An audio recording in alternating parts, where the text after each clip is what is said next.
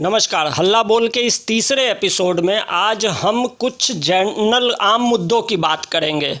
आज हमारे साथ फिर से एक बार जुड़ चुके हैं रविंदर पाल इस्माइल जी।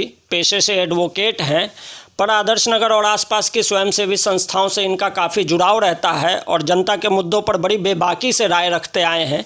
इसलिए हमने आज जो है इनके साथ एक हल्ला बोल का एपिसोड डिसाइड किया है, जिसमें हम ट्रैफिक जाम के साथ साथ दिल्ली में चल रहे अन्य मुद्दों पे भी बात करेंगे। सबसे पहले इस्माइल जी, आपका बहुत बहुत स्वागत है हल्ला। मेरी तरफ से भी बहुत बहुत शुक्रिया और सबको एडवांस में दीपावली की शुभकामनाएं और प्रभु राम से और लक्ष्मी माता से और गणेश जी से यही शुभकामनाएं मांगता हूं सबके लिए कि सबका भविष्य उज्जवल हो, स्वस्थ रहे सब और धन धान्य से भरपूर रहे। चलिए, सवालात भी आज दीपावली से ही शुरू किया जाएगा।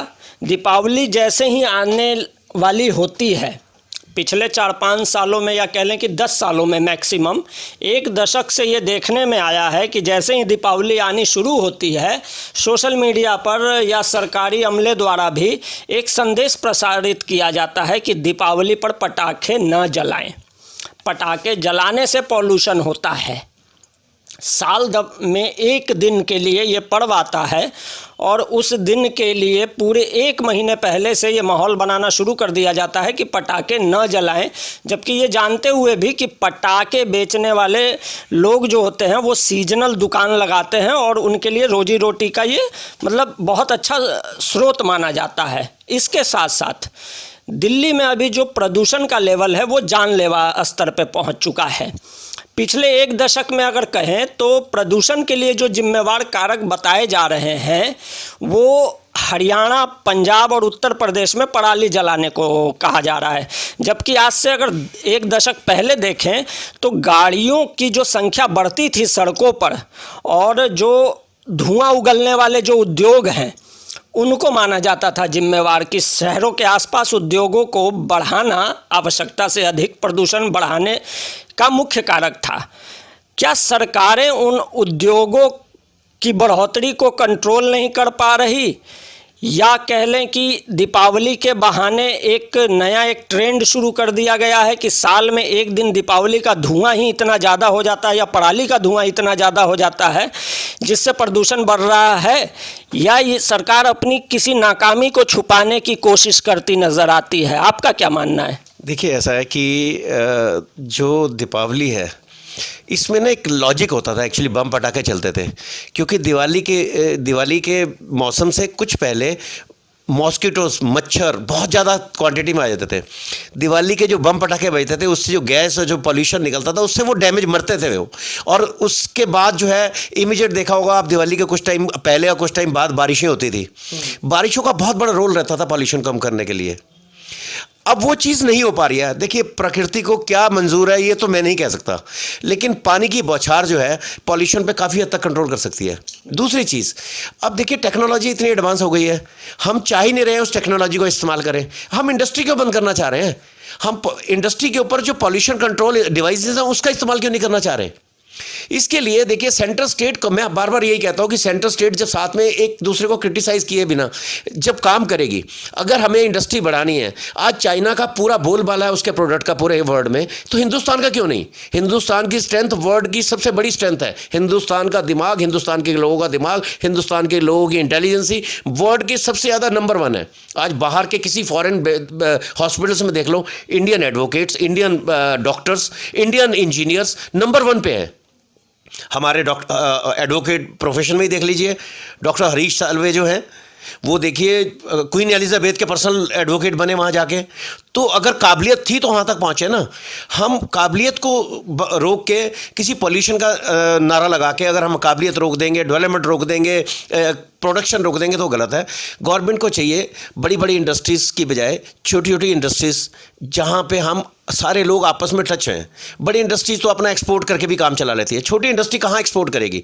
उतना स्ट्रेंथ नहीं है। उनको लघु उद्योग के नाम से कम रेट पे इंटरेस्ट दिया जाए, पॉल्यूशन डिवाइसेस के लिए उनको सब्सिडाइज किया जाए, और प्रोडक्शन के ऊपर तो गवर्नमेंट को रेवेन्यू मिल ही जाना है। अल्टीमेटली गवर्नमेंट को कहाँ लॉस है? अगर आज प्रोडक्शन बढ़ जाती है उसका जीएसटी की शेप में, इनकम टैक्स की शेप में बहुत सारे पैसे आ जाने हैं। अब देखिए, हम कहते हैं कि पानी का छिड़काव करो, ये काम एमसीडी का है, दिल्ली गवर्नमेंट सेंट्रल गवर्नमेंट का काम नहीं है। एमसीडी क्यों नहीं कर रही? एमसीडी के पास बहुत ज़्यादा रेवेन्यू है, उनके पास सैलरी की कमी क्यों हो रही है? दिल्ली गवर्नमेंट से क्यों डिमांड करती है वो सैलरी देने के लिए? रीज़न ये है, हम पार्टी पॉलिटिक्स को लेके हम उस चीज़ को एक दूसरे को एलिगेट करने में लगे हैं। हम किसी भी चीज़ को सुधारना नहीं चाह रहे हैं, हम दूसरों को गिरेबान पे हाथ डालना चाह रहे हैं। हम ये क्यों नहीं चाहते कि अगर हमारा देश, हमारी स्टेट्स के सब लोग मिलके, हमारे सेंटर के साथ मिलके अगर हम एक एक स्टेट को सुधारेंगे तो पूरा देश सुधरेगा। अब देश को आप बिना स्टेट को इन्वॉल्व किए और देश को सुधारना चाह रहे हो, जो हो ही नहीं सकता है। अगर हिंदुस्तान की सारी स्टेट सुधरनी शुरू हो जाएंगी तो राष्ट्र तो अपने आप अच्छा बनेगा ही।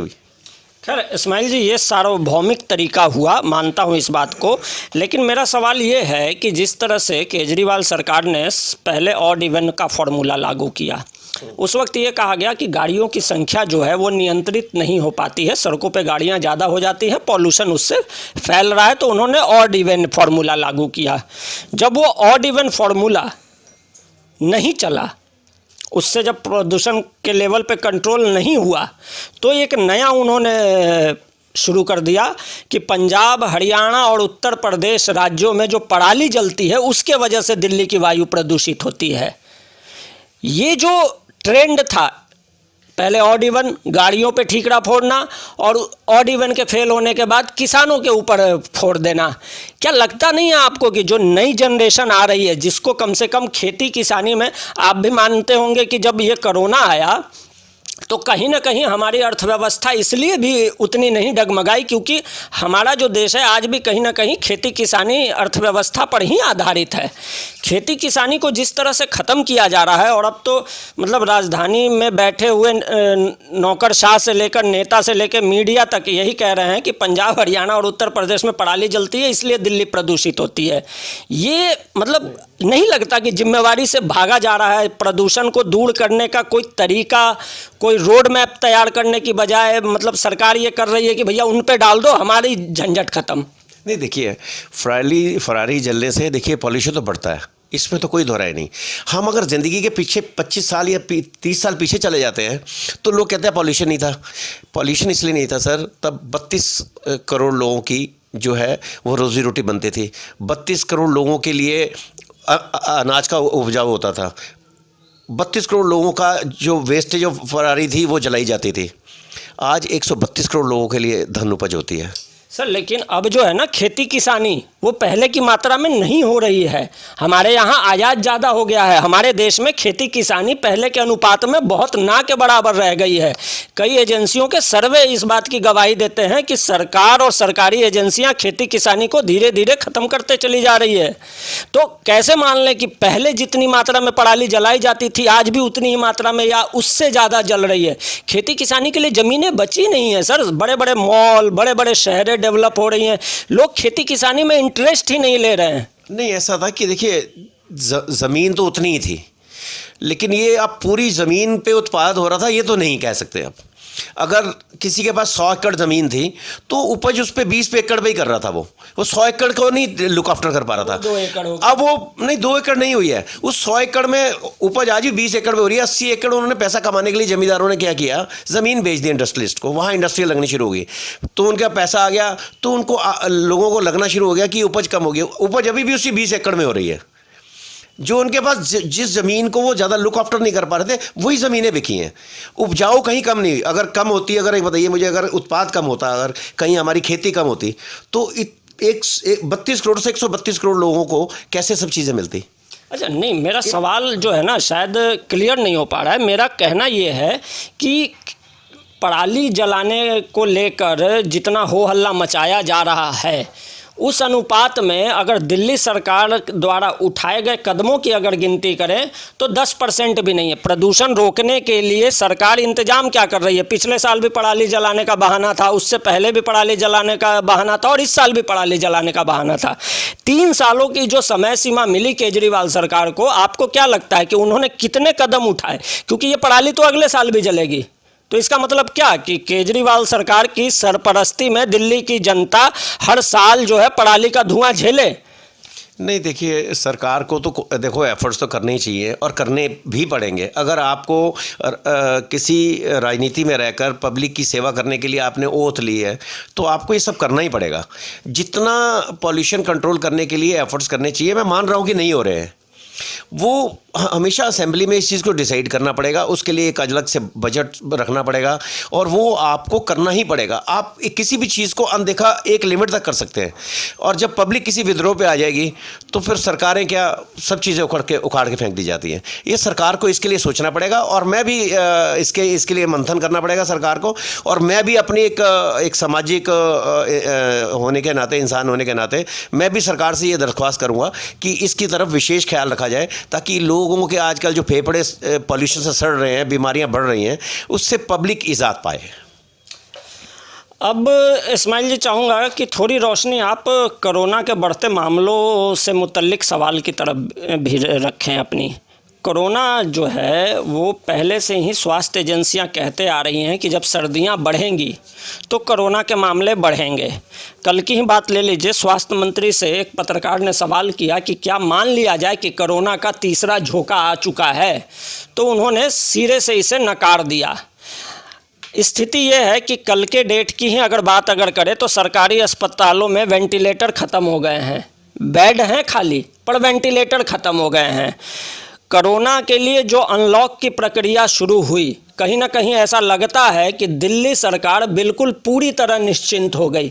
वेंटिलेटरों की कमी हो जाना इस बात का सीधा संकेत है। जिस तरह से पहले कोरोना के पीक में जब वेंटिलेटरों की कमी हुई थी तो सरकार ने गिनवाए थे, दावे किए थे कि हम इतने वेंटिलेटर तैयार करवा रहे हैं, पर जैसे ही अनलॉक हुआ, बाज़ार खुले, दिल्ली नॉर्मल हुई, वो प्रक्रिया कहीं ना कहीं ठंडे बस्ते में चली गई।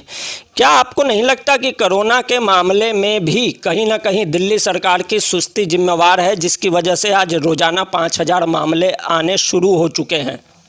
देखिए, सरकार को दोष देने से पहले हम अपने ऊपर हम दोष लेंगे। हर देश का प्रधानमंत्री, प्रदेश का चीफ मिनिस्टर सभी लोगों को 2 प्रिकॉशंस के लिए कह रहा है। हम वो 2 प्रिकॉशंस भी नहीं लेना चाह रहे हैं। अब मैं पार्कों में देख रहा हूँ, सुबह बिना मास्क के लोग घूम रहे हैं, सोशल डिस्टेंस नाम की कोई चीज़ नहीं है। सर, अब कहाँ तक सरकार को जिम्मेदार ठहराओगे? कहीं तो हमें भी सरकार का साथ देना पड़ेगा। हाँ, मैं मानता हूँ कि वेंटिलेटर्स की कमी रही है, शायद उनको ये लगने लगा कि कोरोना का जो अटैक है कम हो गया, आगे ऑर्डर्स कम हुए, लेकिन सरकार को अपनी तैयारी में जो है ढिलाई नहीं बरतनी चाहिए थी। यहाँ कहीं ना कहीं ढिलाई रही है। अब आजकल बिहार में चुनाव है जी। प्रधानमंत्री जी ने कई मंचों से जाकर ये घोषणा कर दी है कि अगर बिहार में उनकी सरकार बनती है तो वो कोरोना की वैक्सीन फ्री बांटेंगे। आप क्या कहना चाहेंगे? सर, नामुमकिन। कोरोना की वैक्सीन कब आएगी, किस रेट पे आएगी? गवर्नमेंट के पास इतना तो आप ये बताइए मुझे, जीडीपी गवर्नमेंट की माइनस में चल रही है, गवर्नमेंट के पास रेवेन्यू कहीं जनरेट नहीं हो पा रहा है। प्रेशराइज करके एक पब्लिक, देखिए ऐसा है कि एक पब्लिक के ऊपर ऐसा प्रेशर डाले जा रहे हैं, पब्लिक का जो हैप्पीनेस है वो ख़त्म हो रही है, लोगों के पास रेवेन्यू की शॉर्टेज हो रही है, गवर्नमेंट के पास कोई पॉलिसी नहीं है, कोई किसी तरह से कोई हर चीज़ के ऊपर रिस्ट्रिक्शन हो रही है, इंपोर्ट एक्सपोर्ट्स के ऊपर रिस्ट्रिक्शन हो रही है। लोग जो एक्सपोर्ट कर रहे हैं उसे अप्रिशिएट करने के बजाय उनके बेचारों के जीएसटी के रिफंड करोड़ों रुपये के लोगों के पड़े हुए हैं, वो नहीं उनको मिलने आ पा रहे। अब एक नया सेक्शन रूल 36(4) ला के खड़ा कर दिया जीएसटी में। अब वो कह रहे हैं कि अगर किसी ने रिटर्न लेट फाइल किया है तो आपको टैक्स पहले से जमा कराने का। अरे, जब आपने किसी बंदे को जीएसटी का रजिस्ट्रेशन दिया, उसकी लायबिलिटी आपने टेक ओवर कर ली, अब वो टैक्स नहीं जमा कर रहा तो गवर्नमेंट ने उसके ऊपर एक्शन लेना है। मैंने तो टैक्स उसको बायर को सेलर को दे दिया, अब मुझे दोबारा देना पड़ेगा, मेरी सारी वेल्थ उसी में लग जाएगी। तो मैं क्या डेवलप करूंगा अपने आप को? मैं क्या कंट्री के लिए कुछ कर पाऊंगा? मैं अपने लिए क्या कर पाऊंगा? मेरा सारा का सारा वेल्थ तो मेरा सारा का सारा मेरे कैपिटल तो मेरा टैक्स में चला जाएगा। तो गवर्नमेंट तो कुछ कर ही नहीं रही है। गवर्नमेंट तो ये सोच रही है कि लोगों से पैसा किसी तरह झाड़ ले, वो पैसा झड़ जाएगा, कारोबार खत्म हो जाएंगे। ये इकॉनमी, सर, इकॉनमी क्या होने वाली है, एक दिन देख लेना, ये सर डोमेस्टिक वार का रूप ले लेगी। I guarantee this. अच्छा इस्माइल जी, इस सवाल से जुड़ा एक और सवाल दिमाग में आता है कि जब मनमोहन सिंह की सरकार 15 सालों तक चली, उस समय कहा जाता है कई घोटाले भी सामने आए, तब भी जो है अर्थव्यवस्था अपने इतने निचले पायदान पे नहीं पहुंची थी। जो चीज़ों की महंगाई थी उस समय का जो देखे, 80 रुपये प्याज, आज 80 रुपये प्याज आप मानेंगे कि काफ़ी समय से है और लोग उस पर आवाज़ नहीं उठा रहे। आज 80 रुपये प्याज किसी के लिए मुद्दा नहीं है। मनमोहन सरकार में आपको भी ध्यान होगा, जब 80 रुपये प्याज खरीदना पड़ता था तो आप और हम भी छाती पीट के चिल्लाने लगते थे कि 80 रुपये प्याज हो गया। आज 80 रुपये प्याज कई महीनों से बिक रहा है, पर लोगों को महंगाई नहीं नज़र आ रही है। मीडिया चैनलों पर अगर हम बात करें तो जो बड़े मीडिया संस्थान हैं उन्होंने महंगाई के मुद्दों को पिछले कई सालों से छुआ तक नहीं है। अर्थव्यवस्था में जीडीपी की ग्रोथ की अगर बात करें तो वो माइनस से भी माइनस में जा रही है। लोग बैंकों के कर्जदार हो गए हैं, लोग अपनी किस्तें नहीं चुका पा रहे हैं। उसके साथ ही साथ अगर कहें तो शाइनिंग इंडिया, डिजिटल इंडिया की ये हालत है कि वहाँ पर 35-70 हज़ार से ऊपर लोगों को प्रशिक्षण नहीं मिल पाया। कामगार जो है 33% वो वैसे काम कर रहे हैं मार्केट में जिनको कभी कोई प्रशिक्षण सरकार की तरफ से नहीं दिया गया। पर फंड अलॉटमेंट और खर्चे जो हैं वो सरकार के इतने ज़्यादा बढ़ते जा रहे हैं कि आरबीआई का जो रिजर्व मनी था उसको भी मोदी सरकार ने निकाल लिया, पर खर्च कहाँ किया नहीं पता। कोरोना में जो लोगों से चंदा लिया गया, वो जो फंड बना प्रधानमंत्री कल्याण के लिए, जो फंड बनाया गया, जबकि पहले से एक फंड वैसा मौजूद था देश में, जो बनाया गया उस पर यह कहा गया कि आप आरटीआई दाखिल करके भी इसकी जानकारी नहीं ले सकते हैं। आपको क्या लगता है सर, मोदी सरकार के नेतृत्व में देश किस विकास की तरफ जा रहा है? सर देखिए, विकास कौन से विकास की तरफ जा रहा है सर? देश का विकास जो है वो जनता से है सर, मंत्रियों से नहीं है, एमपी से नहीं है, एमएलए से नहीं है, काउंसलर से नहीं है। ये चंद मुट्ठी भर लोगों के विकास से विकास नहीं है। आम पब्लिक को जब विकास होगा, देखिए लोअर मिडिल क्लास के लिए कुछ नहीं किया। लोअर क्लास के लिए बहुत सारे ऐसे जो है पॉलिसीज़ इन्होंने डिक्लेयर की। मुझे एक भी बताइए, कोई एक पॉलिसी बताइए जो इम्प्लीमेंट ठीक हुई हो। पॉलिसियां बनी और पॉलिसियां गायब हो गई, बस उनका नाम रह गया। उसके लिए फंडिंग बनी, फंडिंग डिस्पर्समेंट हुआ, वो फंड डिस्पर्स होके किस शेप में कहां लोगों के हाथ में गया, ये कहीं तो उसकी आइडेंटिफिकेशन होनी चाहिए। आप हर एक देखिए, प्राइम मिनिस्टर के हाथ में दो चीज़ें बड़ी कंट्रोल में होती है, मंत्रालय तो सारे होते ही हैं। एक प्रिवेंशन ऑफ मनी लॉन्ड्री है उनके हाथ में, और एक सीबीआई है। ये ऐसे हुए हैं जिसने पूरे मीडिया को दबा रखा है। अगर मीडिया कल को कुछ भी करता है तो सीबीआई की रेड हो जाती है, इनकम टैक्स की रेड हो जाती है। उस डर से जो पीएमओ हाउस से जाता है, सर मैं अपने खुद इनकम टैक्स के केस के लिए गया था, असेसिंग अथॉरिटी कहती है जी, असेसिंग अथॉरिटी एडिशनल कमिश्नर सबसे मैं मिल के आया, उन्होंने कहा जी आपके केस बिल्कुल ठीक है। एक असेसिंग अथॉरिटी ने इसे असेस कर दिया कि सेल्स है, दूसरी हम इसलिए नहीं मान रहे, हमें पीएमओ हाउस से, हमारे सीबीडीटी से हमें ये इंस्ट्रक्शन है कि ये टैक्स आपने लगाना ही है। जब इतनी अंधेरगर्दी हो जाएगी, जब लोगों को इतना प्रेशराइज करके दबा दिया जाएगा, तो सर ये लोकतंत्र का जो है ना, मैं हत्या नहीं इसे कहूँगा, मैं इसके कहूँगा कि लोकतंत्र को बंधक बना के हत्या की गई है। सर हत्या कर दी जाए तो 4 लोग देखेंगे, बंधक बना के हत्या करके उसे दफन कर दिया जाए, सर ये बहुत जाती हो रही है। और ये इसका जो है खामियाजा जो है बीजेपी पार्टी को बड़े लंबे समय तक भुगतना पड़ेगा। अब एक और सवाल जी, हरियाणा के मेवात में कल सुप्रीम कोर्ट में एक याचिका दायर हुई है कि हरियाणा के मेवात का जो नूंह जिला है, वहाँ से कई गांवों से हिंदू आबादी बिल्कुल लापता सी हो गई है। सिर्फ 82 गांवों में 300 के करीब का आंकड़ा दिया गया है। लखनऊ की किसी वकील ने ये याचिका लगाई है कि वहाँ जांच कराई जाए। इस्माइल जी, सवाल मेरा वो हरियाणा का मेवात नहीं है, सवाल मेरा ये है कि अगर बेरोज़गारी की अगर बात करें तो नोटबंदी से लेकर जीएसटी से लेकर कोरोना में लोग बड़ी संख्या में बेरोज़गार हुए हैं। सरकारी नौकरियों की तो बात ही नहीं करें क्योंकि कई सालों से वैकेंसियां आ नहीं रही हैं, बस फार्म भरते हैं विद्यार्थी और फार्मों से जो आमदनी होती है वो सरकार के खाते में चली जाती है। ये भी एक तरह का घोटाला है जो कई सालों से चुपचाप चल रहा है। सवाल मेरा ये है कि आज जो हम लोग देखते हैं मीडिया, जो भी मीडिया हाउस हो, वो या तो चाइना, या तो हिंदू मुसलमान, और या तो फिर अन्य मुद्दे की उन्होंने ऐसा कहा और इन्होंने ऐसा सुना, उनका बयान ऐसा आया और इन्होंने ऐसा बयान दिया। कहीं भी आपको बेरोजगारी, लोगों के लिए आवास की सुविधा, लोगों के लिए खाद्यान्न की आपूर्ति कहाँ से होगी, महंगाई कम करने की, ये सारे मुद्दे जो हैं वो मीडिया से बिल्कुल गायब हो चुके हैं। आज अगर कहा जाए कि पब्लिक भी जो कल तक सोशल मीडिया पर इन मुद्दों को उठाती थी, वो कहीं ना कहीं पब्लिक के भी मस्तिष्क से वो मुद्दे गायब हो चुके हैं। आप क्या कारण मानते हैं इसको, अगर लंबे परिदृश्य में देखा जाए तो इसका क्या असर पड़ने वाला है? देखिए सर, पहला तो हम लोगों के अंदर ना जाति को लेके प्रेम ख़त्म हो गया और द्वेष शुरू हो गया। किसी जाति को ज़रूर से ज़्यादा दबाया जा रहा है। मैं किसी जाति का नाम नहीं लूँगा, सब जानते हैं। जाति को जब दबाया जाएगा तो जो आपका आपसी प्यार है ना सर, उसमें कहीं दरार आनी शुरू हो जाएगी। और इसका सारा श्रेय जो है वो हमारी गवर्नमेंट को जाता है, सेंट्रल गवर्नमेंट को जाता है। सर, किसी को, घर के बेटे को अगर कोई उसे बुरा कहते रहोगे तो कभी ठीक नहीं होगा। कहीं तो आपको उसे बूस्ट करना पड़ेगा, आपको जातिवाद को ख़त्म करना पड़ेगा।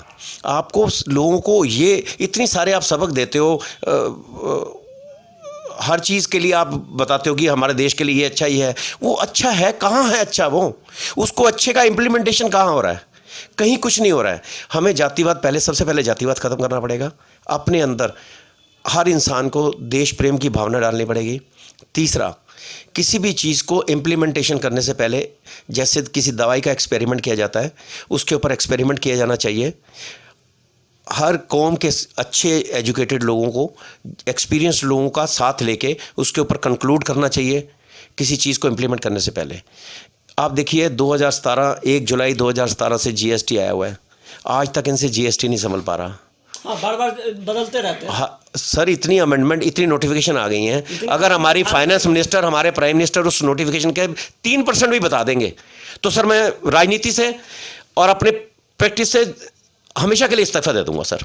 मैं सामाजिक उससे भी इस्तीफा दे दूंगा, जंगल में चला जाऊंगा। सर, एक प्रैक्टिशनर के लिए क्या हाल कर दिया है सर। हाथ जोड़ के सर एक्सटेंशनें मांगनी पड़ती हैं। आप एक बताइए मुझे, किसी बंदे की तुमने मंथली रिटर्न्स है, वहाँ पे आगे किसी की क्वार्टरली कर दी। अब वो जो 3 महीने वाला रिटर्न नहीं भरेगा तब तक 1 महीने वाले को उसका क्रेडिट नहीं मिलेगा। ये क्या पॉलिसी है?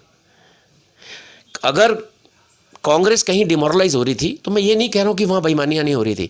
जब कहीं गवर्नमेंट मिक्स आती है तो दूसरी जो रीजनल पार्टियाँ वो फ़ायदा उठाती हैं। सर, मैं तो खुलेआम कह रहा हूँ, आरोप लगा रहा हूँ कि कांग्रेस के शासनकाल में, खास करके जो मनमोहन जी का 15 साल का जो 3 टर्म रहा, उसमें कई सारे घोटाले उजागर हुए, फिर भी देश की आर्थिक स्थिति इतनी डमाडोल नहीं थी।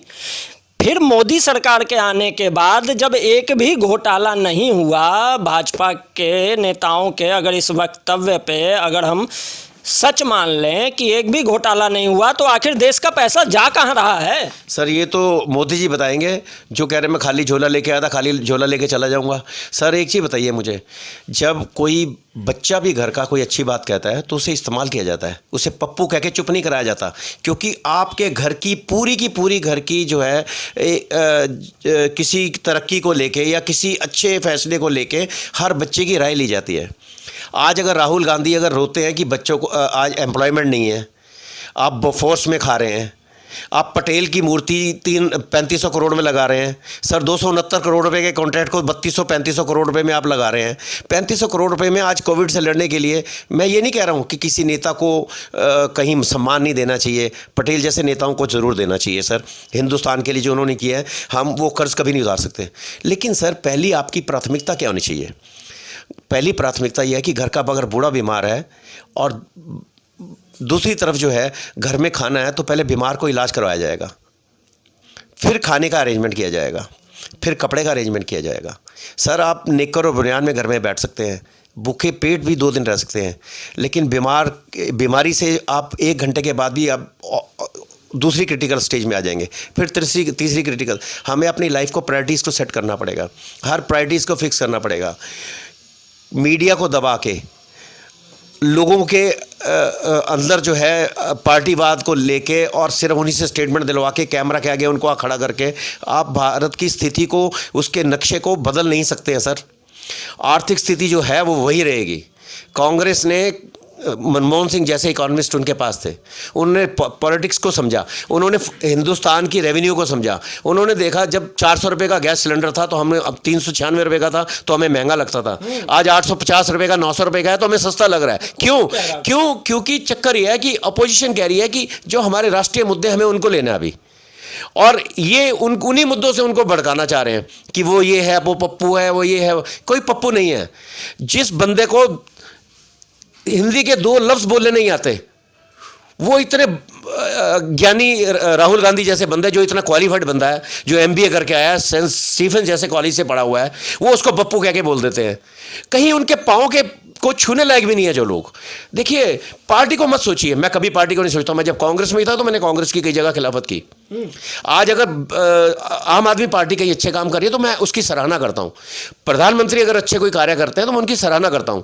लेकिन जितनी इकॉनमी का बेड़ा गर्क मोदी सरकार में हुआ है, ना कभी हिंदुस्तान में हुआ है, ना होगा, आई गारंटी। अच्छा इस्माइल जी, अभी आपने चर्चा के दौरान बात छेड़ी पटेल की मूर्ति की और प्राथमिकता की। पटेल की मूर्ति के साथ साथ मैं राम मंदिर को भी जोड़ना चाहूँगा। जब राम मंदिर के निर्माण की चर्चा चल रही थी, कोर्ट का जब फैसला आने वाला था, उस समय कई इकोनॉमिस्टों ने, प्रोफेशनल्स ने, एजुकेशनिस्ट ने ये कहा था कि राम मंदिर की जगह आप कोई एजुकेशनल हब बना दीजिए, वो देश के लिए ज़्यादा फ़ायदेमंद होगा। आपको क्या लगता है, ये पटेल की मूर्ति, राम मंदिर, इस तरह के प्रतीकात्मक चीज़ें बनाने से देश का कुछ भला होता भी है? नहीं, देखिए, राम जन्मभूमि में बहुत सारे लोगों की आस्था लगी हुई थी। देखिए, मैं इसको आस्था सर हमारी भी है, हम भी घर में नवरात्रा के नौ व्रत रखते हैं। लेकिन आज स्थिति ये हो गई है अयोध्या में कि आज दूसरे समुदाय के लोग कहते हैं कि आज न कल हमें जब मौका मिलेगा हम फिर से मंदिर को ढहा देंगे। मतलब कि हम तैयारी करके रखें कि आज से 50 साल या 100 साल के बाद फिर से कत्लेआम होगा। नहीं, देखिए, अगर आपको अंतर्राष्ट्रीय उसके ऊपर अगर आपने अपनी प्रतिष्ठा दिखानी है, आपने हिंदुइज्म दिखाना है, तो सर जो राम जन्मभूमि का मंदिर है आपकी प्रतिष्ठा बन गया। मतलब कि राम जन्मभूमि मंदिर जो निर्माण हुआ है वो कहीं ना कहीं हिंदू राष्ट्र का प्रतीक है। जी सर, और यहाँ अगर आप हिंदू राष्ट्र में एक मंदिर नहीं बना सकते हैं सर, आप एक बताइए, इतने बड़े बड़े घोटालों को तो आप भूल रहे हैं। एक राम जन्मभूमि के लिए जिसमें लोगों की प्रतिष्ठा कितने सालों से लगी हुई है, उसको बनाने के लिए कोई अपोज करता तो मैं कह रहा हूँ गलत कर रहा है। हमारे देश के लिए अगर कोई अगर एक बताइए मुझे, धर्म के साथ हमारी जब मतलब कि कांग्रेस जो अभी आरोप लगा रही है कि देश जो है सार्वभौमिक नहीं रहा, हिंदू राष्ट्र की तरफ कदम बढ़ा चुका है, वो आरोप सही है? नहीं, हिंदू राष्ट्र देखिए है तो हिंदू ही राष्ट्र। हिंदू राष्ट्र का मतलब ये नहीं है, संवैधानिक तौर पे हम हिंदू राष्ट्र नहीं हैं। संख्या और बोलचाल की भाषा में अगर आप मान लें कि हाँ यहाँ पे हिंदू धर्मावलंबी ज़्यादा रहते हैं, भारतीय सभ्यता संस्कृति भी उन्हीं के अनुकूल है, तो ये एक कहने वाली बात है। लेकिन संवैधानिक तौर पे अगर हम कहें तो संवैधानिक तौर पे हिंदू राष्ट्र न कभी था न कभी है, न संविधान में ऐसा कोई प्रावधान है जिससे कि इसे उस तरफ ले जाया जा सके। नहीं, देखिए, प्राचीन काल से आप आगे चलते जाइए सर, प्राचीन काल से ही भारतवर्ष हिंदू राष्ट्र रहा है। हाँ, इसका आंचल इतना बड़ा है कि इसने हर धर्म के लोगों को अपनाया है, उनको मान सम्मान दिया है। इसका मतलब यह नहीं है कि वो प्राचीन काल से हिंदू राष्ट्र चलता हुआ वो हिंदू राष्ट्र ही नहीं रहेगा, उसका नाम भी हिंदुस्तान ही रखा गया था। संवैधानिक रूप से आज की अगर तारीख में हम कहें, देखिए समय जब बदलता है, जब पुरानी चीज़ें हम छोड़ते हैं, पहले के समय में बाल विवाह भी था, विधवाओं को जला दिया जाता था चिता के साथ, सती प्रथा थी।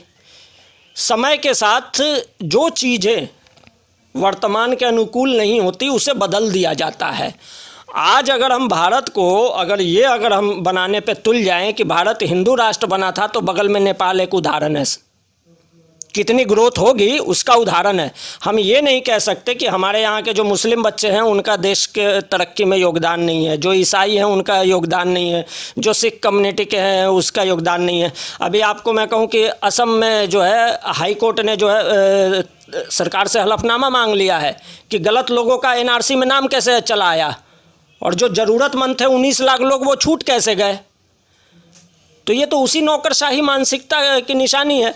ये जो मानसिकता है ये देश को तरक्की की तरफ ले जाएगी या विनाश की तरफ?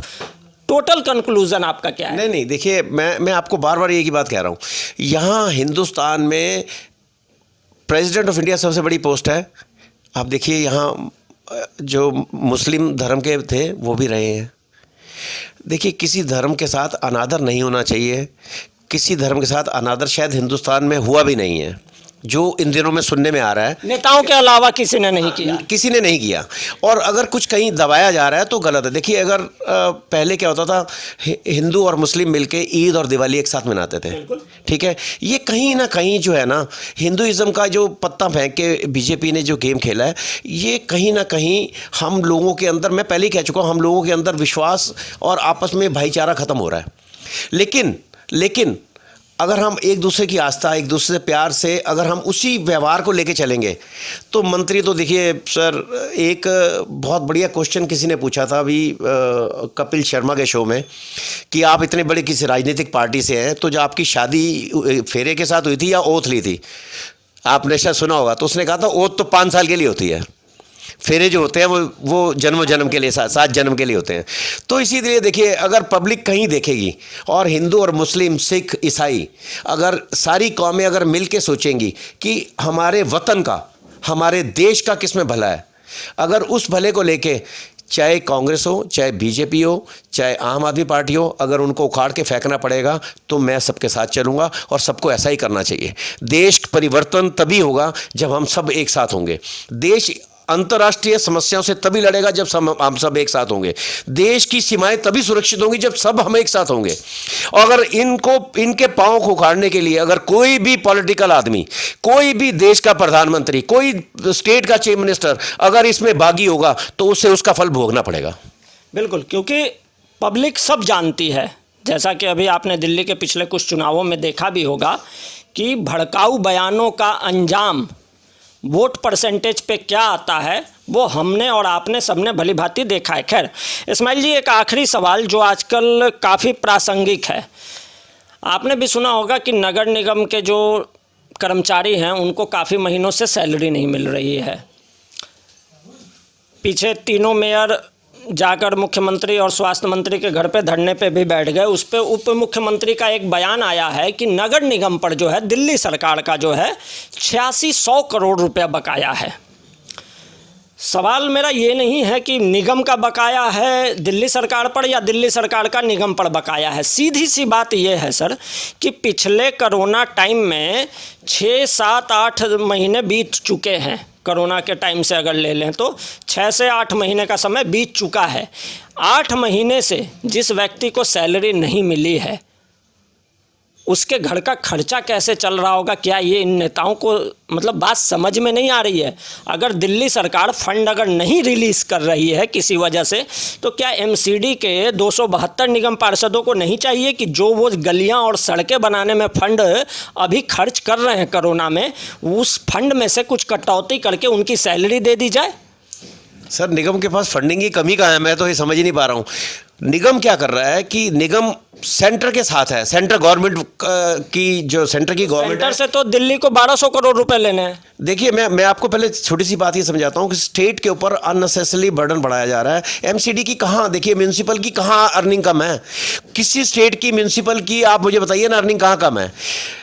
अब एक नया फंड लगा दिया, आपको मालूम है शायद, सफाई के लिए 500 रुपये पर दुकान का खर्चा लगा दिया इन्होंने, और उसमें भी पिछले 3 साल का मांग रहे हैं शायद। तो देखिए, इतना दबाने के बाद भी कहीं ना कहीं निगम के अंदर बहुत बड़े घोटाले हो रहे हैं जो हम आप समझ नहीं पा रहे हैं। स्टेट गवर्नमेंट से फिर भी मेरा ये आग्रह रहेगा कि स्टेट गवर्नमेंट के फंड से जितना आप स्पेयर करके आप निगम की जो हेल्प कर सकते हो करें। और निगम के में जो बड़े लीडरान हैं या जिनके कब्ज़े में निगम है, मैं उनसे ये आग्रह करूँगा कि जो अंदर के घोटाले हो रहे हैं उनको रोक कर समस्याओं का हल, डेवलपमेंट के बारे में तभी सोचा जाता है जब डेवलपमेंट करने वाले लोगों के घर बाहर सही चल रहे होंगे। उनको ईमानदारी का रास्ता, तभी ईमानदारी का पाठ पढ़ाया जाएगा जब उनको उनकी मेहनताना का वेतन पूरा मिलेगा। ये सब होने के बाद जब सब चीज़ें पूरी हो जाएंगी, आपको घोटालों का पता चल जाएगा, स्टेट से पैसा आना शुरू हो जाएगा, और जितने स्वास्थ्य निगम के कर्मचारी हैं उनका घर गृहस्थी में उनका जो तनख्वाह का वो है पूरा हो जाएगा। तो देखिए, ये डेवलपमेंट तो अल्टीमेटली हो ही जानी है फिर। लेकिन उस डेवलपमेंट को क्या करना है कि आपके कर्मचारी घर में भूखे फाके काट रहे हैं और आप डेवलपमेंट की बातें कर रहे हैं, किसको दिखाने के? इस्माइल जी, तत्काल अगर प्रभाव से अगर कहें कि तत्काल प्रभाव से आपको क्या इसका समाधान दिखता है कि निगम को या दिल्ली सरकार को ऐसा क्या करना चाहिए कि उन निगम कर्मचारियों की कम से कम फाका कसी ख़त्म हो, क्योंकि जो रिटायर्ड निगम के कर्मचारी हैं उसमें से भी 10-15 की मौत हो चुकी है। हमारे पास इसके पुख्ता सबूत हैं। हम तभी इस बात को कह रहे हैं कि निगम के रिटायर्ड कर्मचारियों में से 15 से ऊपर कर्मचारियों की सिर्फ इसलिए मौत हो गई है क्योंकि उनको पिछले 6 महीनों से पेंशन नहीं मिली है। तो क्या ऐसा करना चाहिए जिससे कम से कम लोगों की मतलब कि तनख्वाह या पेंशन के बगैर मौत ना हो? सर, एक बजट नाम की चीज़ होती है। वो बजट का विश्लेषण जो एक ग्रुप ऑफ इकोनॉमिस्ट बैठते हैं उनके साथ किया जाता है। मैं चाहता हूँ ऐसी एक कमेटी का गठन होना चाहिए जो इनके घोटाले पकड़े, उनकी रेवेन्यू सरप्लस कहाँ जा रही है उसका वो कंक्लूड करें, उसके बाद स्टेट से कितनी हेल्प मिल सकती है वो कंक्लूड करें, सेंटर कितनी उसमें फंडिंग अरेंज कर सकता है।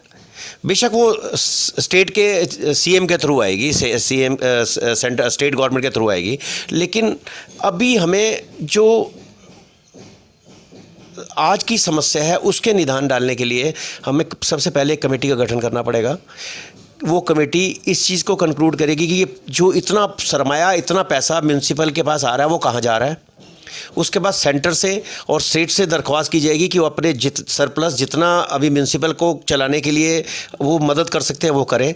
और मुझे ये लगता है कि अगर ये 2-3 चीज़ों को भी ध्यान दे दिया जाएगा तो इससे निजात पाना कोई मुश्किल नहीं है, क्योंकि म्यूनसिपल के पास बहुत ज़्यादा फंडिंग है। सर, आप हमको समझ ही नहीं आ रही है कि वो कहाँ जा रही है।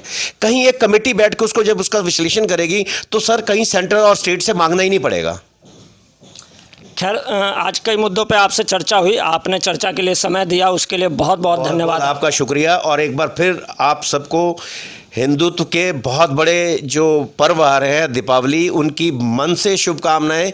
और आखिरी में यही संदेश दूंगा कि हिंदू, मुस्लिम, सिख, ईसाई बनने की बजाय एक अच्छा इंडियन, एक अच्छा भारतीय, एक अच्छा सिटीजन बनने की चेष्टा करें, ताकि जो मुट्ठी भर 565 लोग हमारे ऊपर राज कर रहे हैं हम उनके ऊपर फतेह पा सकें।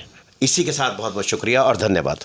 तो ये हमारे साथ थे रविंदर पाल इस्माइल जी, पेशे से टैक्सेशन वकील हैं। इन्होंने बहुत अच्छी बात कही कि निगम के कर्मचारियों की समस्या, या रिटायर्ड कर्मचारी हों या मौजूदा कर्मचारी हों, उनकी समस्या को सुलझाने के लिए एक उच्च स्तरीय कमेटी बननी चाहिए जो कि सारे फंडिंग को एनालिसिस करे और देखे कि आखिर कर्मचारियों को सैलरी की या पेंशन की कमी क्यों हुई।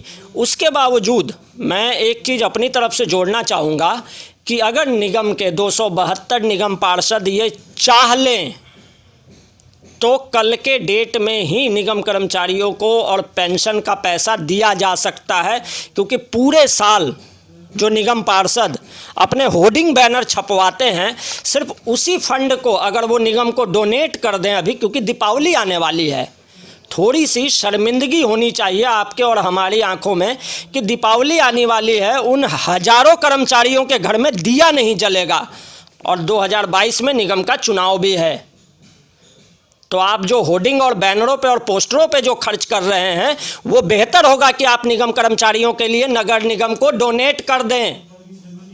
अन्यथा 2022 आने वाली है, निगम चुनावों का फिर से आगाज होगा और शायद इस बार नगर निगम में निगम कर्मचारी, मौजूदा और रिटायर कर्मचारी, इन दोनों की बदहाली डिसाइड करेगी कि इस बार निगम का कर्ता धर्ता कौन बनेगा। दिल्ली न्यूज़ 24 के लिए कैमरामैन कृष्णा शाह के साथ आदर्श नगर से मैं अमित लाल, धन्यवाद।